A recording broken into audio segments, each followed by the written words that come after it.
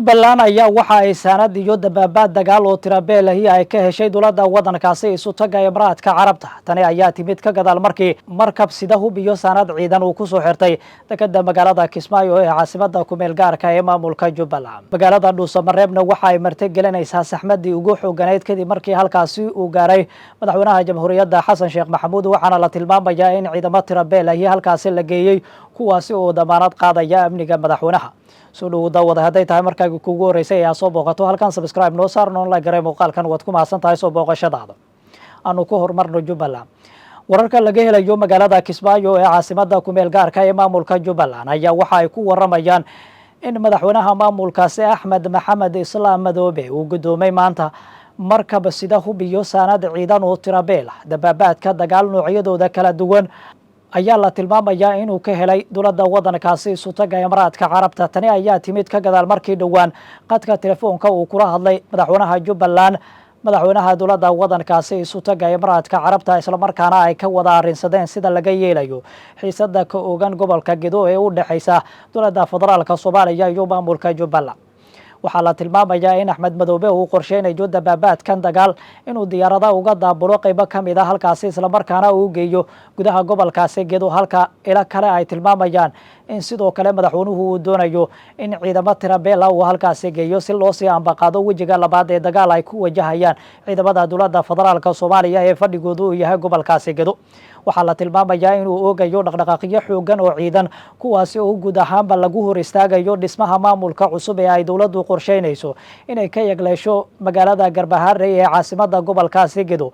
waxaana la tilmaamayaa in hadda guud ahaanba tallaabadaasi ay hergelayso, isla markaana diyaarada sida ciidamo iyo sidoo kale dababaad dagaal ay caga dhiganayaan gudaha magaalada Dolow ee fariisin kuwa ciidamada Jubbaland sidoo kalena ay ku xoogan yihiin. waxaana la tilmaamayaa in halkaasi ay ka ambaqaadayaan dagaal ay ku wajahayaan gudaha magaalooyinka waaweyn ee gobolkaasi, gaar ahaan magaalada xadbeeneedka ku taalla ee Beled Xawo. waxaana la tilmaamayaa in si weyn arrintaasi uga shaqeynayo Maxamuud Sayid Aadan oo ku sugan gudaha magaalada Mandheera, isla markaana hotel ku yaala gudaha Mandheera deegaansanaya. ciidamadana waxaa la tilmaamayaa in meel duleedka ka ah gudaha magaalada Mandheera ay ku sugan yihiin, halkaasi oo laga abaabulayo, halka sidoo kalena sanad iyo hub ciidan ay ka helayaan wadamada dariska la ee Kenya iyo sidoo kale Ethiopia. qaar ka mid ah wadamada shisheeye ayaa si weyn u taageeraya qorshaha guud ahaanba ay ugu hortagayaan Jubbaland dowladda dhexe ee Soomaaliya. waxaana la tilmaamayaa in tallaabadaas si weyn maalmihii ugu dambeeyay ay u ambaqaadayeen. Imaaraadka waxa uu ka mid yahay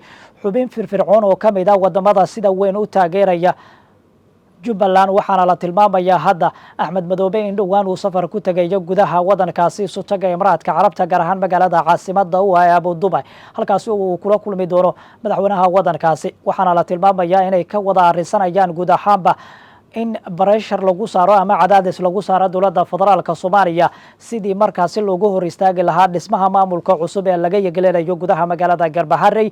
tallaabadaasina waxaa la tilmaamayaa hadda inay guda galayaan dhinacyadu.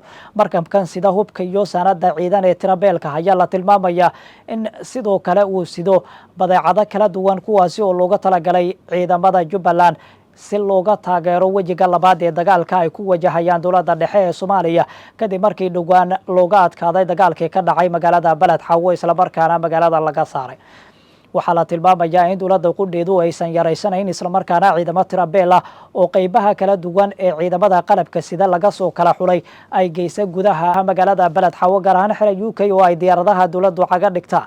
waxaana la tilmaamayaa in ciidamo gaaraya ilaa iyo 3,000 oo askari ay halkaasi ku sugan yihiin, kuwaasi oo qaarkood loo daabulayo magaalada Garbaharey si ay u ilaaliyaan ergada gaaraysa magaaladaasi si loo dhiso maamulka cusub ee halkaasi laga yagleelayo. wejiyo cusub ayuu yeelanayaa dagaalka u dhaxeeya dowladda federaalka iyo maamulka Jubbaland. waxaa la tilmaamayaa in madaxweynaha iyo ra'iisul wasaaruhu tallaabadaasi ay ku kala tageen dhowaan kadib markii madaxweynuhu uu soo jeediyay in beesha degta gobolka Gedo loo dhiibo madaxweynaha Jubbaland waxaana la tilmaamayaa in ra-iisul wasaaruhu tallaabadaasi uu ka biyo diiday islamarkaana keliya uu doonayo in la bedelo Axmed Maxamed Islaam islamarkaana la keeno qof ku hayba islamarkaana ka soo jeeda magaalada Kismaayo. waxaa la tilmaamayaa in madaxweynuhu tallaabadaasi uu si weyn u diidan yahay. labada mas-uul ayaana la tilmaamayaa in dhowaan arrintaasi ay ku kala tageen. khudbad uu dhowaan jeedaya ra-iisul wasaaraha xukuumadda Xamse Cabdi Barre waxa ay u muuqanaysay mid sagootin ah islamarkaana waxaa la tilmaamayaa in labada mas-uul ay markan quus kala joogaan. waxaana wararka qaar aynu helayno ay tilmaamayaan in Xamse Cabdi Barre uu ku jiro waayihiisii ugu dambeeyay ee xafiiska ra-iisul wasaaraha xukuumadda ka gadaal markii maalmihii ugu dambeeyay uu culeysyo xoogan kala kulmayay qaar ka mid ah xildhibaanada saaxiibada dhowlaha madaxweynaha jamhuuriyadda federaalka Soomaaliya. lama sooga xiisadan ka dhex xoogan Jubbaland ee u dhaxaysa dowladda federaalka iyo Jubbaland Kismaayo fadhigeedu yahay halka uu saldhigan doono. markana wafdi ka socda dowladda federaalka Soomaaliya oo uu hogaaminayo madaxweynaha jamhuuriyadda ayaa waxa ay gaareen gudaha magaalada Dhuusamareeb ee caasimadda Galmudug. halkaasi waxaa ku soo dhaweeyay madaxweynaha deegaanada Galmudug Axmed Cabdi Kaariye Qorqor. waxaana la tilmaamayaa in wafdiga madaxweynuhu ay qayb ka yihiin xubno saraakiil xildhibaano iyo sidoo kale qaar ka mid ah golaha wasiirada.